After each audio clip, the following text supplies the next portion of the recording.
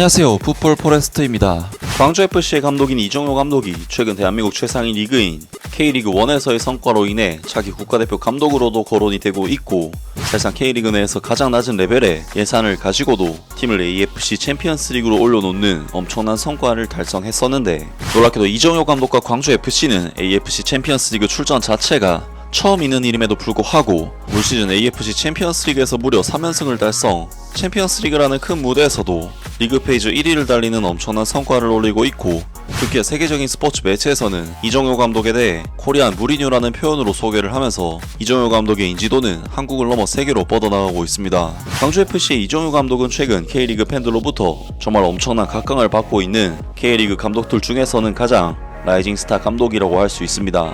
이정효 감독은 2008년 33살의 나이로 다소 일찍 선수 생활을 은퇴한 뒤 2011년 아주대학교 코치로 부임해 코치 생활을 시작했었는데, 2011년부터 2021년까지 아주대학교, 전남 드래곤즈, 광주FC, 성남FC, 제주 유나이티드 등 대학교 팀과 프로팀에서 10년 동안 코치와 수석 코치를 맡았고, 감독직과의 인연은 2022년 당시 2부 리그에 속해 있었던 광주FC 감독으로 부임하면서 마침내 시작이 됐었습니다. 사실 이정효 감독의 나이는 만 47세나 되어서야 프로 감독으로서 데뷔를 할 수 있었던 것이기 때문에 프로 감독으로서 데뷔 자체가 상당히 늦어진 감독이라고 할 수 있는데요. 하지만 이정효 감독은 광주FC 감독 부임 첫해 프로 감독으로서는 데뷔 시즌이었음에도 불구하고 막강한 공격력을 보여주면서 K리그2 우승을 차지해 1부 리그로 승격을 달성했고, 놀랍게도 승격팀으로서 참가한 2023 K리그1에서는 울산, 포항에 이어 리그 3위를 차지하는 정말 엄청난 대파란을 일으키면서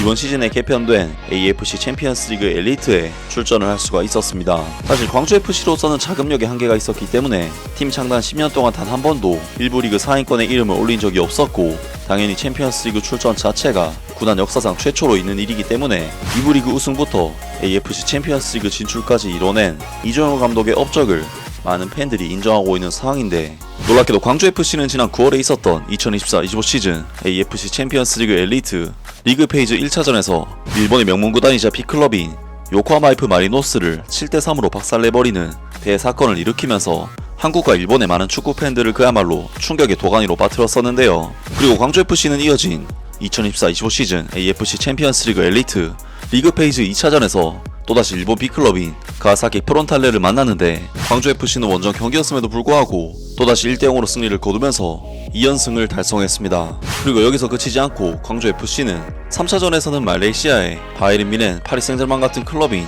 조우루 다룰 탁짐을 상대로 3대1 승리를 거머쥐었고, AFC 챔피언스 리그 3경기에서 모두 승리를 거두면서 이번 시즌 AFC 챔피언스 리그 리그 페이지에서 유일한 3전 전승 팀으로서 리그 1위를 기록하는 기염을 토해냈습니다.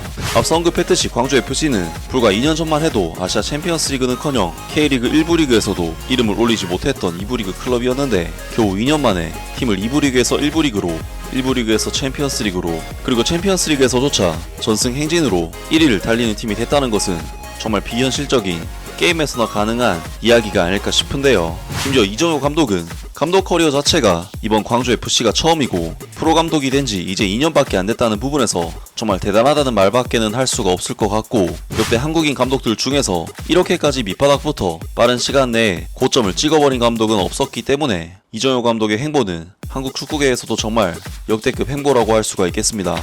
하지만 이정효 감독은 아직까지는 워낙에 짧은 경력으로 인해 국제적인 인지도는 낮은 인물이고 더 많이 알려져야 하는 인물이라고 할 수가 있는데, 세계적인 스포츠 매체인 ESPN에서는 이정효 감독에 대한 기사를 작성했고, 이정효 감독에 대해 코리안 무리뉴라는 표현으로 이정효 감독을 세계 축구 팬들에게 소개했습니다. 불과 2년 전만 해도 광주FC는 한국 축구 2부 리그에 있었지만 이정효 감독이 부임한 첫 해에 확실히 최상위 리그로 복귀하는 길을 걷고 있었다. 지난해 강등이 확실시되던 시기에 K리그1에서 3위를 차지하며 모든 팬들의 기대를 뛰어넘었고, 이는 2020년 이전에 세운 최고 수준인 6위를 크게 넘어섰다. 그들은 올해 국내 경기에서 약간은 후퇴하여 현재 7위에 머물러 있으며 시즌의 마지막 5경기 동안 챔피언십 라운드가 아닌 강등 라운드에서 경쟁하고 있다. K리그는 33경기를 치른 후 상위 리그와 하위 리그로 나뉜다. 대신 그들은 더 큰 무대에서 놀라운 업적을 계속 이어갔다. 국가대항전에서 첫 맛을 맛본 광주FC는 데뷔전에서 영원한 우승 후보인 요코하마 F 마리노스를 상대로 7대3으로 놀라운 승리를 거둔 순간부터 AFC 챔피언스 리그 엘리트에 불을 붙였다. 이후 가와사키 프론탈레와의 강력한 제1 리그 상대와의 원정 경기에서 1대0으로 승리한 이 팀은 현재 동아시아존에서 정상에 올랐고, 이는 그들이 현재 동부지역의 선두에 있으며 대회 절반에서 여전히 완벽한 기록을 자랑하는 유일한 팀이라는 것을 의미한다. 그렇다면 광주는 어떻게 갑자기 AFC 챔피언스 리그 엘리트 동부 지역의 초기 선두주자가 되었을까? 우선 한국 축구의 경쟁적인 성격은 2024 K리그 1의 성적과 결과가 작년과 같은 수준에 도달하지 못하더라도 여전히 강력한 선수단을 보유하고 있다는 것을 의미한다. 야시르 아사니는 뛰어난 헤트트릭으로 요코하마 마리노스를 상대로 승리를 거두며 쇼의 스타였지만, 광주는 또한 외국인 선수인 가브리엘 티그란과 베카가 벤치에서 득점하기 전까지 외국인 선수들을 비축할 수 있는 충분한 스쿼드 뎁스를 가지고 있었다.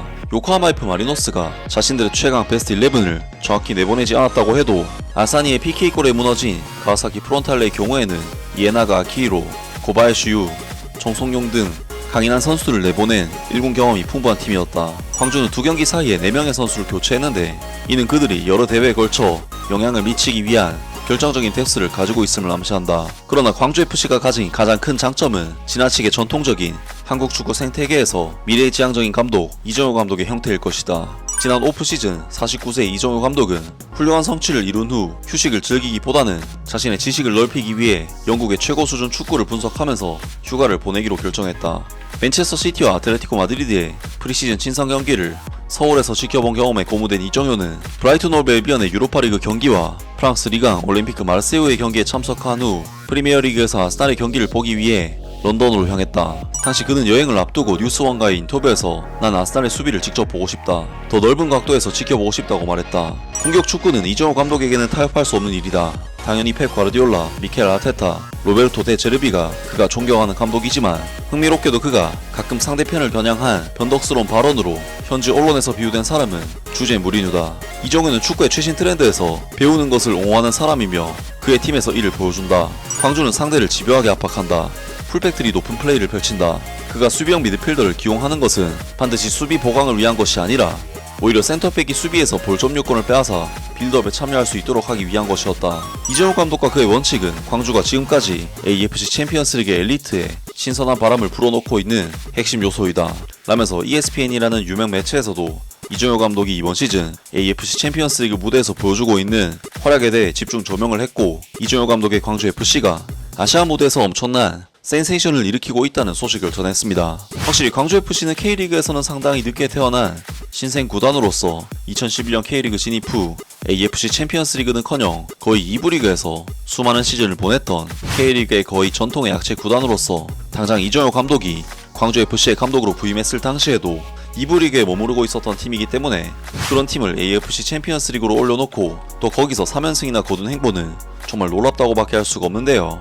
특히나 이정효 감독이 특별한 이유는 광주FC를 지금의 자리까지 끌고 오면서 보여준 과정이나 전술적인 디테일이 남들과는 다른 부분이 있었기 때문인 이유도 큰데, 확실히 이정효 감독은 단순히 팀의 전체적인 빌드업이나 압박에 대한 디테일도 굉장히 높은 수준으로 구사하는 모습을 보여줬지만, 선수 한 명 한 명의 특성을 고려한 세부적인 전술과 선수 개개인의 역할에 대한 주문 등 세부적인 부분에서 특히나 깊이가 있었기 때문이라고 할 수 있고, 선수 한 명 한 명이 살아서 움직이는 듯한 플레이를 보여주는 광주의 경기력은 당연히 처음 접하는 AFC 챔피언스리그 팀들에게는 대처하기가 어려운 유형의 팀이라는 생각이 듭니다.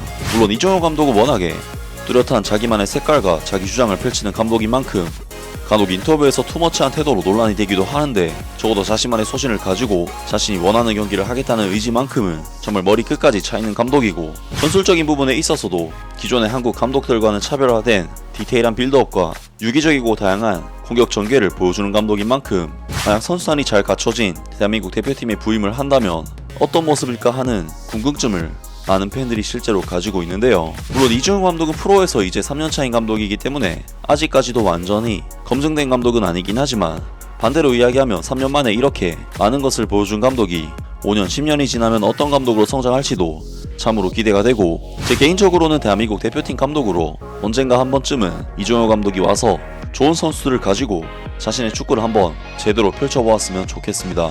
아무튼 오늘 영상은 여기까지고요. 영상 재밌게 보셨다면 구독과 좋아요 그리고 댓글 부탁드립니다. 감사합니다.